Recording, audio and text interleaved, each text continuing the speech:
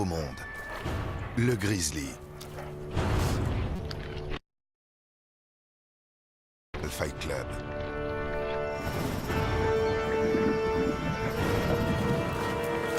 Une seule chose peut effrayer un grizzly, un autre grizzly.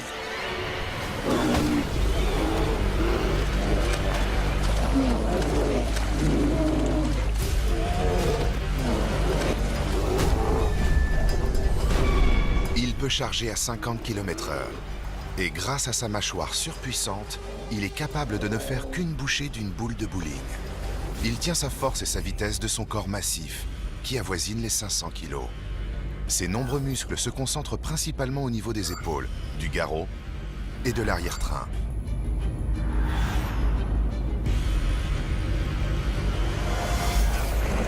Pour ne jamais manquer d'énergie, il pêche le saumon.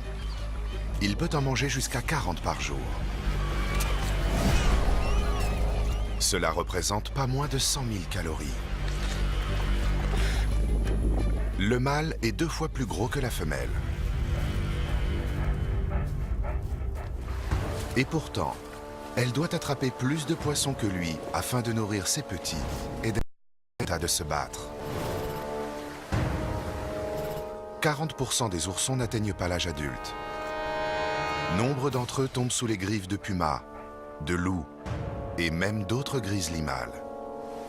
Une femelle sait se montrer féroce quand il s'agit de protéger sa progéniture.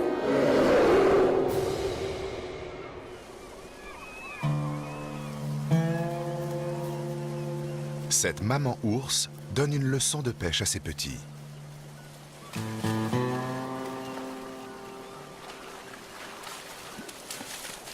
Ils apprennent en imitant ses gestes.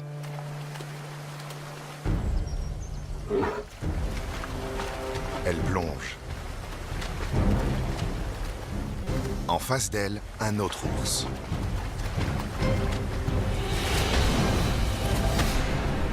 Une rivale profite de la confusion ambiante pour lui voler son poisson. Maman ours est en colère. Elle attaque. Ses griffes avant font plus de 7 cm. Elles sont aussi longues que des doigts humains et 2 fois plus que celles de ses pattes arrière. Un seul coup de patte peut faire de sacrés dégâts. Mais une fourrure généreuse protège le corps de son adversaire. La peau autour de son cou est 20 fois plus épaisse que la peau humaine. La voleuse a donné le poisson à ses propres petits.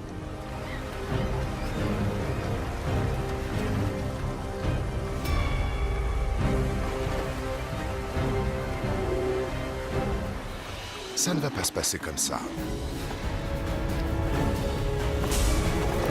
Maman ours s'est attaquée à plus forte qu'elle. Elle n'est pas de taille et doit battre en retraite.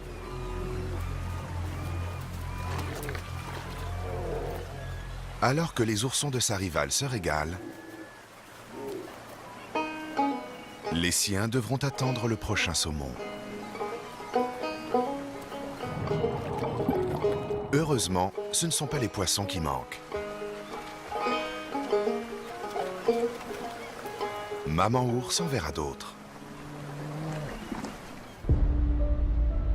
Le prochain concurrent est la preuve qu'il n'y a pas que la taille qui compte. En effet, l'un des plus grands ennemis de l'étourneau sansonnais n'est autre que lui-même. Quand il se bat contre l'un des siens, il y va à coups de bec et coups de griffes directement dirigés vers la tête.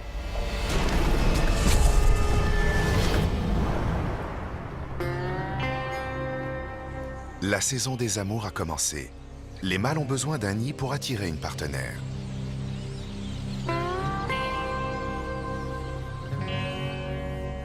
Ce jeune propriétaire a fait une sacrée affaire.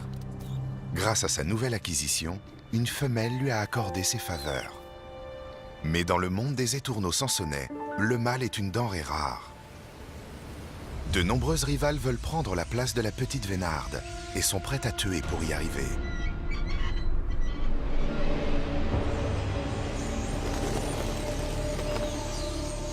La menace est réelle. Le mari prépare le nid.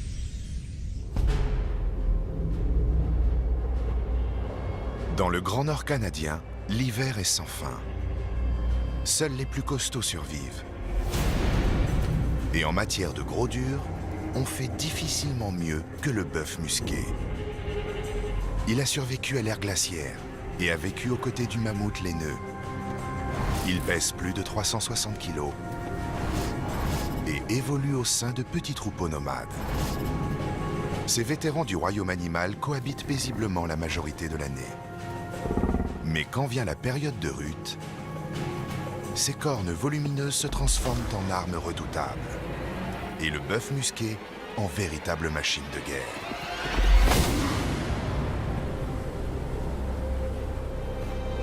Ce spécimen âgé de 6 ans a été rejeté par le mâle dominant de sa harde. Il arpente désormais la toundra seul.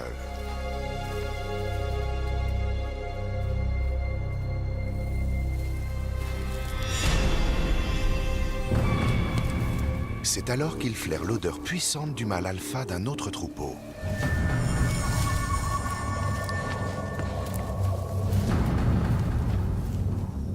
Il repère sa cible.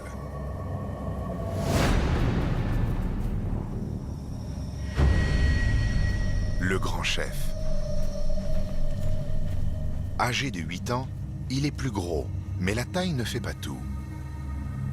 Si l'animal solitaire réussit à évincer son rival, il se retrouvera à la tête d'un harem de 8 femelles. Il a une chance sur 10 de perdre la vie, mais ça vaut la peine de tenter le coup. Le jeune mâle s'approche.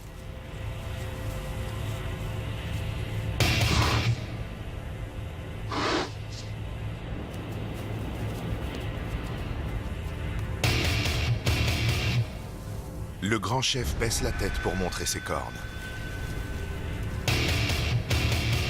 Il en faut plus pour intimider son challenger. Chacun balance la tête de gauche à droite. Le message est clair. Le combat est imminent. Il recule d'environ 20 mètres pour gagner en vitesse et infliger un maximum de souffrance à l'adversaire. Ils ont le même objectif. Assurer l'avenir de leur lignée, au péril de leur vie. Ils chargent. Leurs cornes se percutent de plein fouet. L'impact est équivalent à celui d'une collision frontale avec un véhicule roulant à 50 km/h. Heureusement, le crâne du bœuf musqué a de quoi amortir un tel choc. 10 cm de cornes et 7 cm d'os jouent le rôle de barrière protectrice pour le cerveau.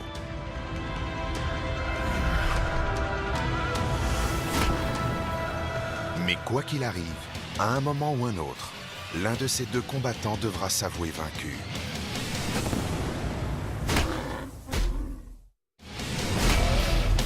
Les coups de tête s'enchaînent dans cette lutte acharnée pour la place de mâle dominant au sein du troupeau. La force de chaque choc avoisine la tonne. L'impact est si puissant qu'il se propage dans toute la colonne vertébrale. Des vertèbres 5 fois plus grosses que celles de l'homme permettent de réduire la pression exercée. Entre chaque os de la taille d'une canette de soda, 7 cm de cartilage se compriment. Il joue le rôle de mini-airbag.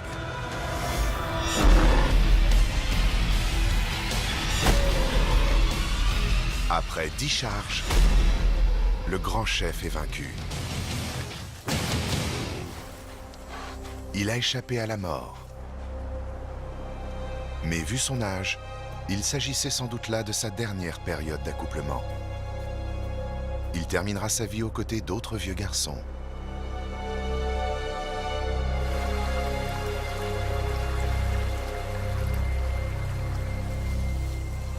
Le jeune solitaire a bien fait de jouer le tout pour le tout. Sa descendance est assurée. Il va pouvoir transmettre son héritage à la prochaine génération. Le candidat suivant est du genre fuyant. Pour lui, la saison des amours commence à peine. Voici le colubert flagellum. Contrairement à d'autres serpents, cette espèce s'aventure en plein jour. Elle est active et très agressive. Eh ben, la vache, mec! C'est le printemps, et ce Don Juan n'a qu'une idée en tête. Trouver. Chacun essaie de tuer l'autre en l'étouffant. Cette perturbation interrompt le combat. Oh la vache! Ils se séparent et se réfugient dans les broussailles, où reprendront les hostilités. Au terme de cet affrontement, les attend l'amour ou la mort.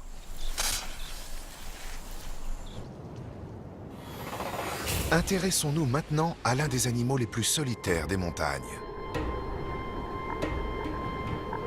Il appartient à l'une des 3 espèces de félidés endémiques de l'Amérique du Nord.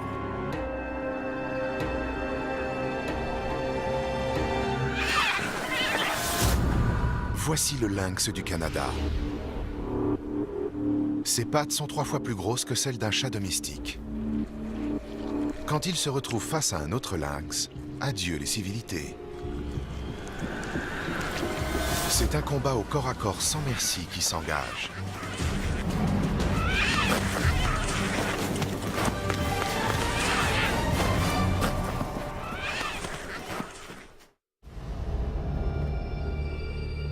Au cœur des grands espaces canadiens, l'épaisse couche de neige rend le moindre mouvement difficile. Et survivre aux températures glaciales est encore plus compliqué. Ce lynx solitaire fait 4 fois la taille d'un chat domestique. Il chasse sur un territoire de près de 40 km² et il est prêt à tout pour le défendre. Son épaisse fourrure le protège du froid. Ses longues jambes et ses pattes volumineuses font office de raquettes et lui permettent de progresser rapidement dans la poudreuse.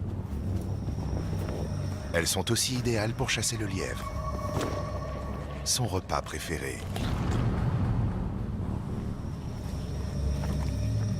Il est capable de repérer une souris à 75 mètres.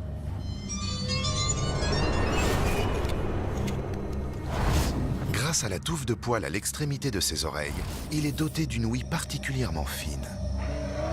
Il détecte les moindres vibrations sonores.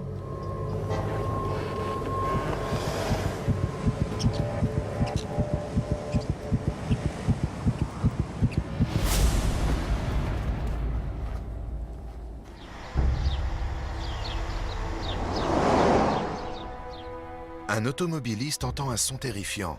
Il s'arrête pour filmer la scène qui s'offre à lui.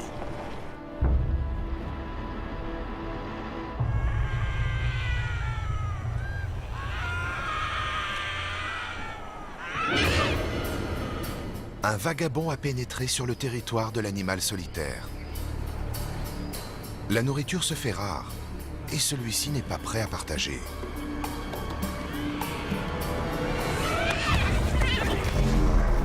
Premier round.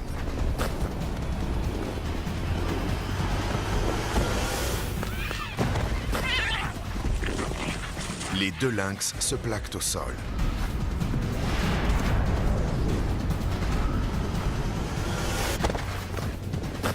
Le solitaire donne un violent coup de patte à son adversaire. Celui-ci réplique avec une morsure au niveau des griffes. Afin de défendre son territoire contre l'envahisseur, le félin change de stratégie en se mettant sur le dos. Il ne s'agit pas d'un acte de soumission.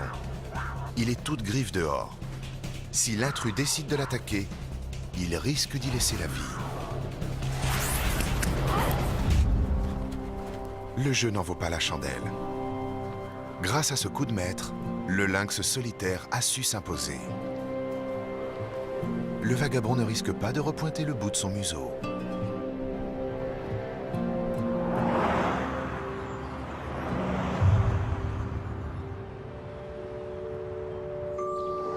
Étonnamment, c'est en ville que l'on trouve l'un des animaux les plus combatifs d'Amérique du Nord. Il s'agit d'un petit rongeur avec un gros problème et un très sale caractère. Voici la grande musaraigne. Elle doit se nourrir toutes les 3 heures si elle veut rester en vie. Et pour défendre son dîner, elle est prête à user de ses dents, de ses griffes et d'un poison mortel. Une vraie guerrière des banlieues américaines. La grande musaraigne est quasi aveugle. Elle est une proie facile pour les renards, ratons laveurs, chiens et autres prédateurs.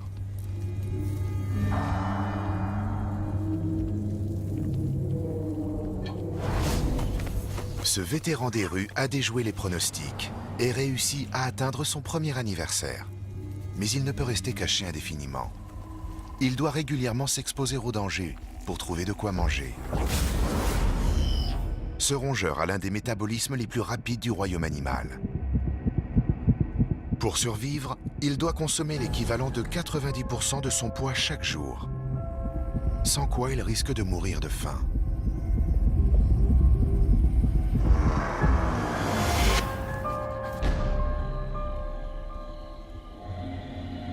Avec un tel appétit, partager son repas est tout simplement inenvisageable. Au menu, on trouve insectes en tout genre, mouches et escargots. Et si une autre musaraigne se met sur sa route, elle ne fera pas long feu non plus. Lorsqu'un intrus affamé vient s'aventurer sur le territoire de notre vétéran, un combat sanglant s'engage. Pas de quartier.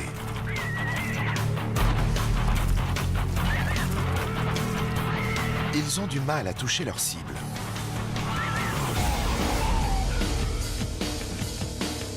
À défaut de bien voir, la grande musaraigne utilise l'odorat, l'ouïe, le toucher et l'écholocation comme le dauphin et la chauve-souris. Elle émet et reçoit des ondes sonores pour localiser son adversaire.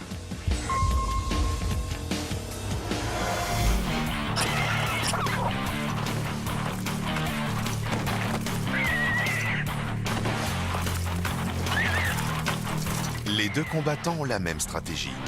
Plaquer l'autre au sol avec les pattes avant, pour ensuite le mordre au sang.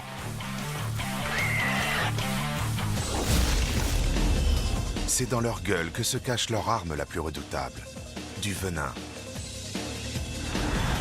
Injectée via des sillons situés entre les dents, une seule dose peut tuer jusqu'à 200 souris.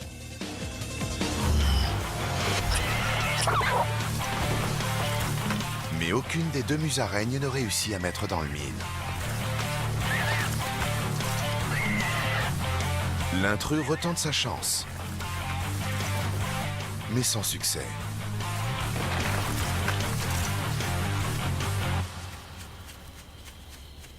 Il jette l'éponge. Mieux vaut limiter les dégâts et mettre les voiles. Le vétéran part à la recherche de son dîner. Il a remporté une bataille, mais pas la guerre.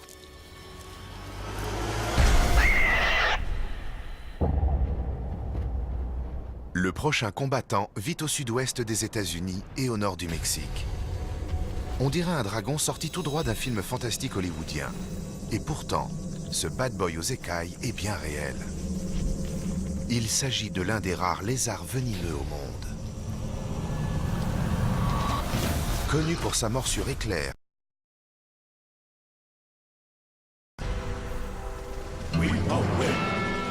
c'est l'un des plus gros sauriens du continent nord-américain. Il vit seul. Et s'il y a bien quelque chose qu'il déteste, c'est partager. Ce cow-boy a passé l'hiver à hiberner. Le soleil est maintenant au zénith et il est temps de passer à table. Le reptile quitte son terrier. Et aux surprises, un étranger. Le duel est inévitable. L'objectif est simple. Planter ses dents dans la tête de l'adversaire.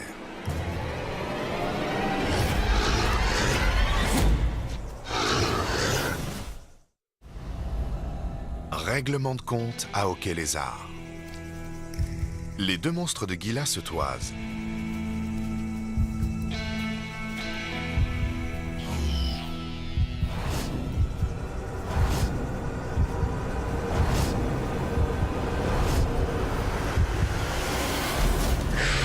Le cow-boy dégaine plus vite que son ombre.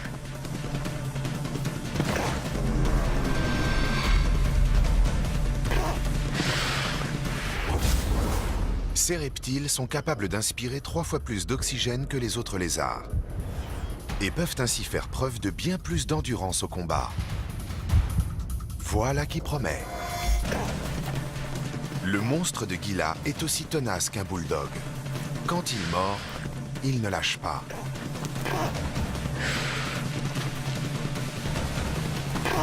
Le cow-boy projette violemment son adversaire au sol. Celui-ci est désorienté. Le cow-boy se retourne ensuite pour mettre le nouveau venu KO. Contrairement au serpent, ce lézard stocke son venin dans la mâchoire inférieure. Il le diffuse dans la chair ennemie grâce à sa morsure. Quand il a la tête en bas, la gravité accélère le processus. 5 gouttes de cette substance toxique suffisent à tuer un chien en à peine 15 minutes. L'étranger est immunisé contre le poison, mais la blessure reste très douloureuse. Il s'avoue vaincu et décide de s'en aller vers d'autres contrées, au soleil couchant.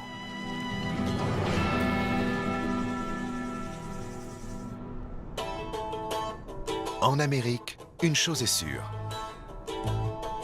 Ce ne sont pas les bad boys qui manquent. Le raton laveur est doté d'un talent hors du commun. Ses pattes étant plus longues à l'arrière qu'à l'avant, il doit faire preuve de jugeote. Il peut tourner ses pattes postérieures vers l'arrière, ce qui lui permet de descendre des arbres la tête en avant. Encore faut-il que les branches tiennent le coup. Ce spécimen âgé d'1 an a grandi dans la nature, où les ratons laveurs partagent leurs repas et où il y a de la place pour chacun. Mais comme beaucoup d'autres de ses congénères, il a décidé de rejoindre la ville, où la nourriture ne semble pas manquer. Seulement, il y a un hic. Il y a 20 fois plus de ratons laveurs en milieu urbain qu'en milieu rural. Notre campagnard va devoir faire face à une concurrence acharnée.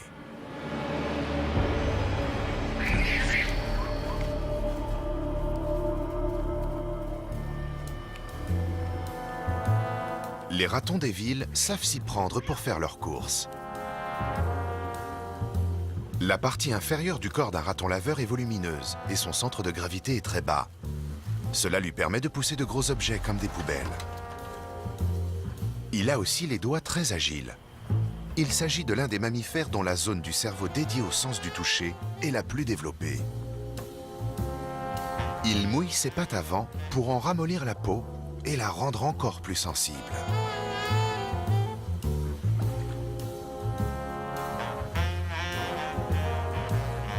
Par ailleurs, son masque noir lui permet d'avoir une meilleure vision de nuit et d'être ébloui moins facilement.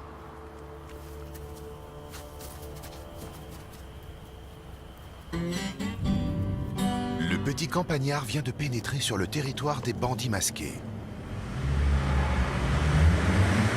En voilà un prêt à tout pour défendre son repas. Il est temps de faire une pause et de donner une leçon à ce jeune effronté.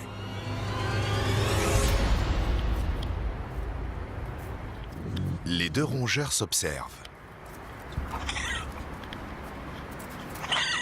Ils sont de gabarits identiques. Il va falloir ruser pour l'emporter. Le raton des champs lance l'offensive. Le citadin ne se laisse pas décontenancer.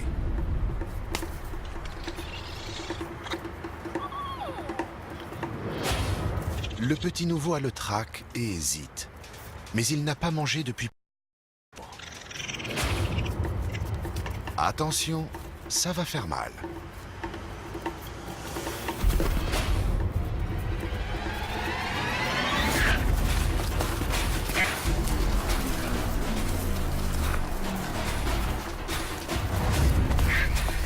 coup son permis. Les ratons laveurs ne font pas de quartier quand ils se battent. Pour venir à bout de leur adversaire, ils le secouent violemment.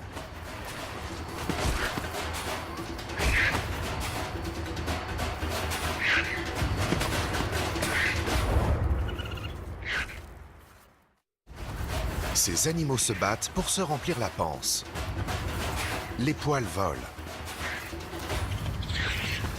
Le campagnard saisit le bandit par la queue. Il n'a aucune envie de se faire mordre et se tient à bonne distance de la gueule de son adversaire. Le raton des villes bloque son cousin des champs. Il lui assène le coup fatal. 40 dents, dont 4 canines aiguisées, viennent se planter dans le cou du nouveau venu. Le bandit utilise une technique destinée à étourdir les proies. Il secoue énergiquement son congénère pour le désorienter. Assez plaisanté. Il est temps d'en finir. Les forces de l'ordre arrivent sur place. Le campagnard en profite pour prendre ses pattes à son cou. Il s'en sort pour cette fois, mais il a encore du chemin à faire s'il veut intégrer le gang des bandits masqués.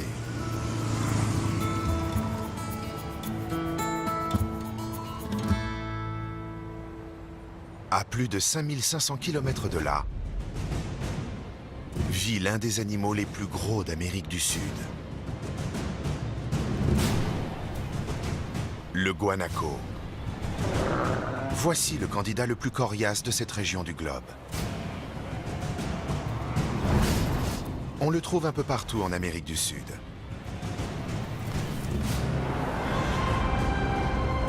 Il vit aussi bien en Patagonie qu'au Pérou.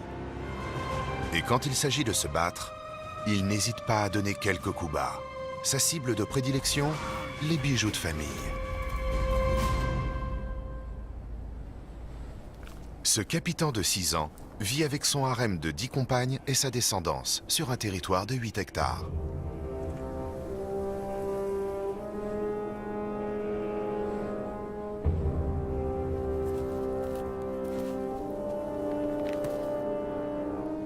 Mais les femelles elles veulent un mâle capable de les maintenir en sécurité, de leur apporter de quoi manger et de leur donner des chulengos, des bébés guanacos. Le chef du troupeau est toujours sur le qui-vive. Plus de 500 000 guanacos arpentent le continent sud-américain. La concurrence est rude.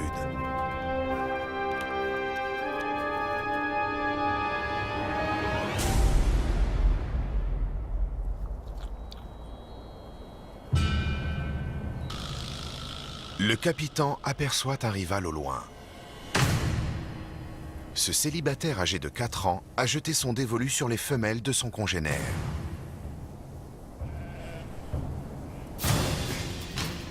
Il charge. Il balance son coup, mais manque sa cible. Il a plus de chance au deuxième essai.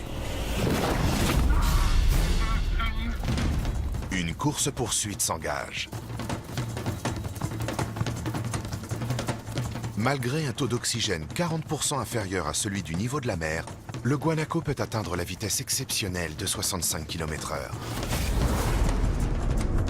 Ce camélidé s'est adapté aux conditions de vie en altitude. Son cœur est 15% plus gros que la plupart des autres mammifères de sa taille. Une cuillère à café de son sang contient 68 millions de globules rouges. Il transporte 4 fois plus d'oxygène que ceux de l'homme.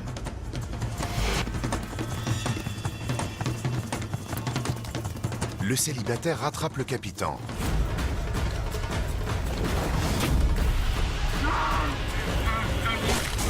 Il le mord sans ménagement. On appelle les 2 incisives et les 2 canines les dents de combat.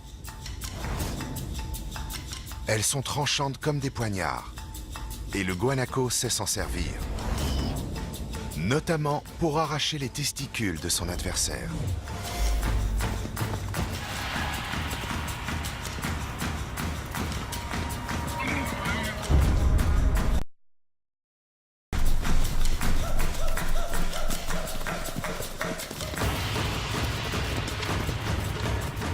Le capitaine tient bien trop à ses attributs masculins.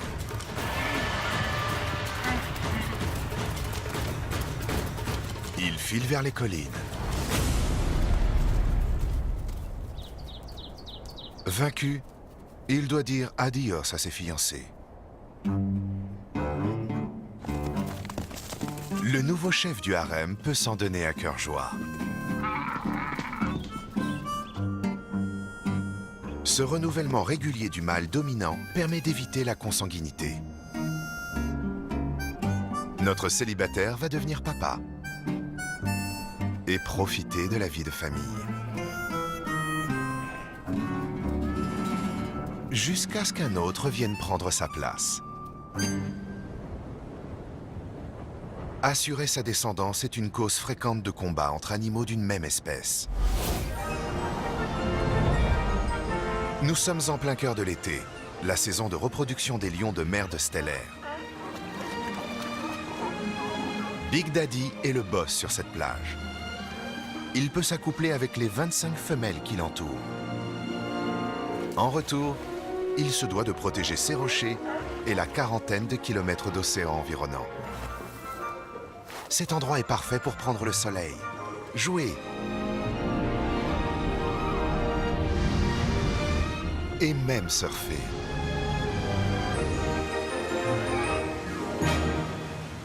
Mais rien n'est éternel. Big Daddy a déjà dû affronter un rival qui rêvait de prendre sa place.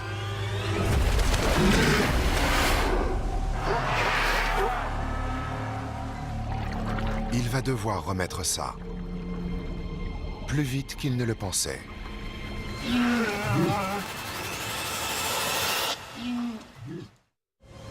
Ce lion de mer est constamment sur ses gardes. Il a tellement peur qu'un autre mâle ne vienne lui voler son harem qu'il n'a pas pris le temps de manger depuis 1 mois.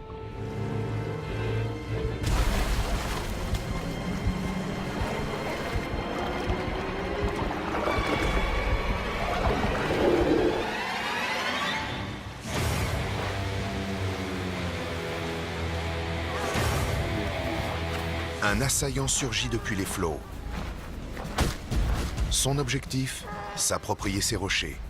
Le combat peut commencer. La souplesse de sa colonne permet à Big Daddy de prendre un élan maximum pour asséner à ce jeune impudent un coup de tête d'une force de plus de 360 kg. Pour gagner, il va falloir que l'un de ces colosses précipite son adversaire dans l'eau. Big Daddy prend le dessus et repousse l'envahisseur vers la côte.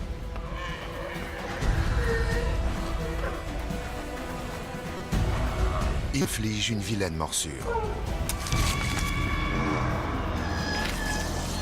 Ses canines longues de 3 cm sont faites non pas pour mâcher, mais pour déchirer la chair.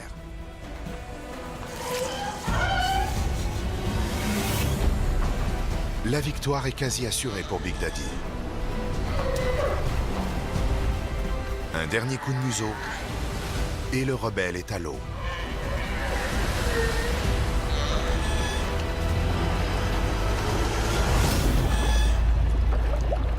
Blessé, il s'enfuit.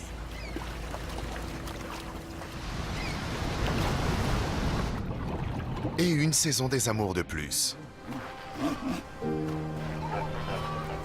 Le lion de mer va reprendre des forces pour l'an prochain, où il devra repousser d'autres rivaux.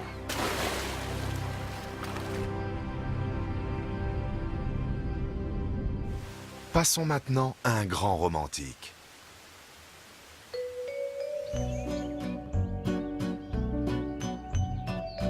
Au Chili, Juliette, en haut de son arbre, attend son Roméo.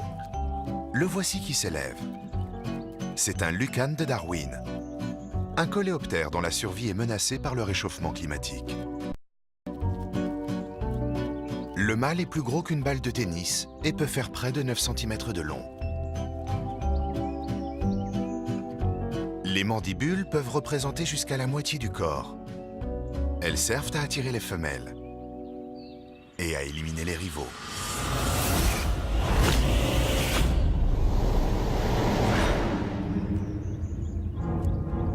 Roméo se dirige vers sa bien-aimée.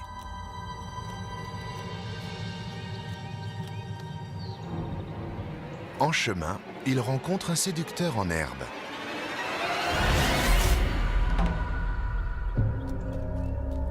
Rien ne saurait séparer Roméo de sa Juliette. La méthode est simple. Réussir à coincer ses mandibules sous les ailes de son adversaire pour le soulever et le faire tomber par terre. Une partie de plaisir pour un insecte capable de soulever 120 fois son propre poids. Roméo tente de faire voler son rival, mais celui-ci s'accroche. Ces combats peuvent être mortels. En effet, il arrive que la tête d'un des Lucanes soit arrachée. Roméo décolle son congénère de l'arbre et lui fait faire une chute de près de 25 mètres jusqu'au sol. Et l'arrête avec quel gentleman! Espérons que naîtront bientôt beaucoup de petits bébés Lucanes.